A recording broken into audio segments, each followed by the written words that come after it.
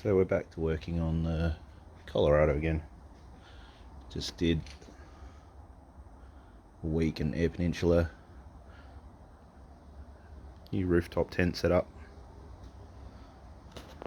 This one's the Quickie, well, sold to me as the Adventure Kings Quickie Mark 1. It's actually the Mark 2. This is the improved one, so got a bit of a bargain. And we've got the Adventure Kings Tour over there. Still works perfectly, but I mean, this one was heaps easier to set up, so I went with this one. So I had to make full new rack system on the back, all custom made, nothing off the shelf. Anyway, I've got the Adventure Kings shower awning, which by the way is heaps easier to use than a portable awning, and as always you have to customize the brackets. I mean, they're just not good enough, ones that come with.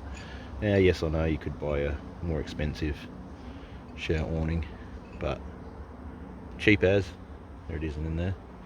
It works perfectly, just need to do a couple of modifications. The hard part is actually, it's hard to remove,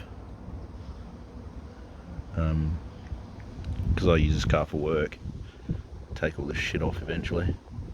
Anyway, I'm going to make a bracket that so a bit more solid. Just going to weld this on here. A bit more solid, raises it up just a little bit, and then I won't brush on the brushes on this door seal here. Just the door seal at the top. I'm going to open and close the door. So weld on, just come off the drill press. Couple of flat bar brackets. I'll weld them on there.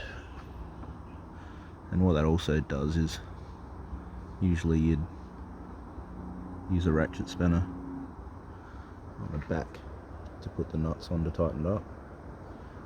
This way, the bolts on the back of a exposed plate, so there's nothing to stop you with a ratchet spanner. It's easy to put them on. Anyway, get these on and we'll be back. Alright, here's our finished product. There's a lot of other stuff going on here at the moment, so don't worry about that. Just doing dummy fit for solar panel / wind deflector, 2-in-1. But anyway, back to the shower awning brackets. I mean, this is a bracket that full drive Super Center or Adventure Kings, whatever you want to call it. The holes are, well, the bracket's usually longer, and you usually have that hole and another hole down here. But I like having the brackets pointing down so they're tighter against the body. I know you see some awnings that are sitting quite high up, like up here. I reckon it looks stupid, so I mount it quite low, but then when you flip it around it's too low. So re-drill the holes, cut off a bit of the bracket so it doesn't hit the bodywork. But the problem is, when I'm removing it and putting it back on, it's just a pain in the ass to get a ratchet spanner back there. So welded on extra plates so that you've got a lot of clear space back here to swing a ratchet spanner, and that's easy. So bit of DIY stuff. I mean, well, I'm the first one to admit I don't have fantastic weld, hence I don't show straight off the gun. It's arc welder, by the way, but welded both sides. This side's smooth because the awning bracket needs to sit here, but you've got a weld bead on the other side here, plenty strong enough. And then these bars that are hanging out the front just here, to make the wind deflector solar panel bracket. And anyway, that's it for the